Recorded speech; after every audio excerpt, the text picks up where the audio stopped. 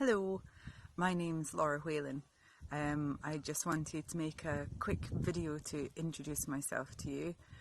I'm a mother of 5 and I live in beautiful West Cork with my partner and 5 children. I'm a doll maker by profession, which is incredibly rewarding, beautiful work. I've followed that path for 10 years, and in the last year my work is evolving into something else, and I spend a lot of time making healing dolls for women and for children. I'm very interested in ceremony and ritual and finding ways to bring more ceremony and ritual into our lives to mark the important times in our lives and transitions and change.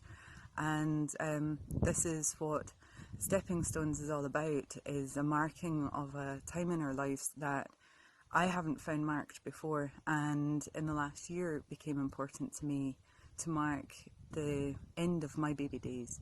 I decided that 5 children is the number of children I'm going to produce, and I had a huge range of mixed feelings about that.